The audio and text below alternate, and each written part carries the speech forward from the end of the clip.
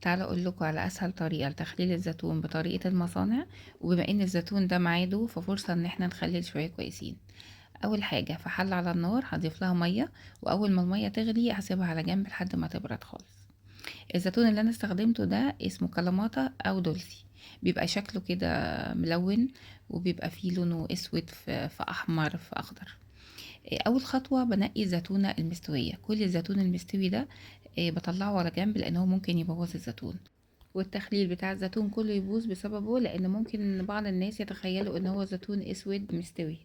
هجهز عندي اي علبة او برطمان ازاز او بلاستيك حسب الموجود.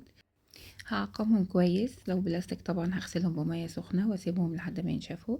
ولو بإزاز بحط الفوهة بتاعة البرطمان مقلوبة على النار لحد ما يتعقم كويس، بس ناخد بالنا عشان ايدنا ما تتحرقش. بعد كده غسلت الزيتون كذا مرة لحد ما المية بتاعته بقت صافية وحطيته في العلبة. بعد ما المية اللي انا غليتها بردت تماما هبدأ استخدمها. انا ضفت لها هنا الملح وهبدأ اضيفه على الزيتون. طب ايه معيار الملح المناسب للزيتون الكلاماتا؟ انا بضيف على كل لتر مية 6 معالق من الملح. ممكن نضيف الملح الخشن بيكون افضل في التخليل، بس انا كان عندي ملح عادي استخدمت الملح العادي. هضيف المية للزيتون واتأكد ان المية مغطية الزيتون كله تمام. اخر خطوة معايا هضيف على الزيتون هنا طبقة من الزيت. ممكن نستخدم زيت نباتي عادي او زيت زيتون حسب المتوفر. بس اهم حاجة زي ما انتوا شايفين كده، طبقة الزيت طبقة كويسة سميكة مغطية الزيتون تماما.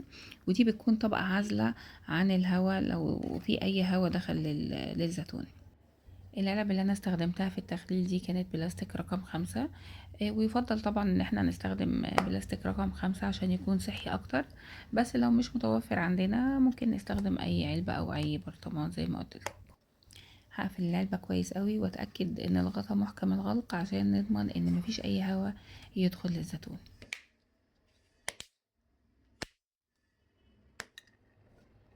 ده بقى الزيتون الاخضر اللي انا نقيته من الزيتون الكلاماتا. هخلله بطريقة تانية. قطعت معاه فلفل اخضر وبشرت معاه جزرايه وحطيت معلقه هريسه شطه.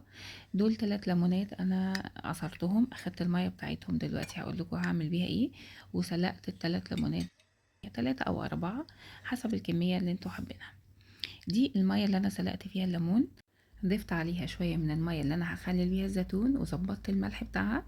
وهستخدم هنا برطمانات ازاز، وزي ما قلت لكم انا بحط الفوهه بتاعه البرطمان على النار لحد ما يتعقم. وبعد كده بسيبه مفتوح يبرد وبعد كده بستخدمه. الزيتون ده بقى بيطلع روعة، لان طبعا الجزر مع هريسة الشطة والفلفل والليمون بيديله طعم حلو جدا.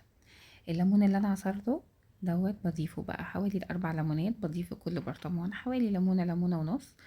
وبضيف عليهم المية اللي انا سلقت فيها الليمون، وطبعا بعد ما تبرد تماما. وما تقلقوش من المية دي ان ممكن يكون طعمها مر، بالعكس طعمها حلو جدا وبتدي طعم حلو للزيتون. بعد كده بكمل البرطمانات بالمحلول الملحي اللي انا مجهزه للتخليط. ولازم اتاكد ان الميه مغطيه الزيتون تماما. بعد كده هضيف طبقه من الزيت عشان تبقى عازل ما بين الزيتون والهواء، عشان اقفل بيها البرطمانات.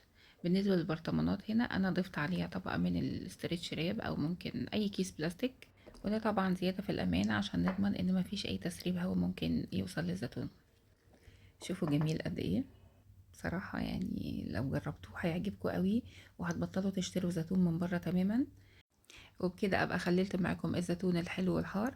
وميعاد فتح البرطمانات بعد 3 شهور من دلوقتي، يعني على شهر رمضان كده ان شاء الله. هبقى انزل لكم فيديو بالنتيجة.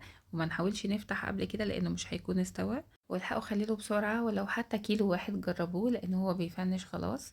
اتمنى الفيديو يكون عجبكم، واللي عجبه ما ينساش يعمل لايك وشير. دمتم بصحة وهنا.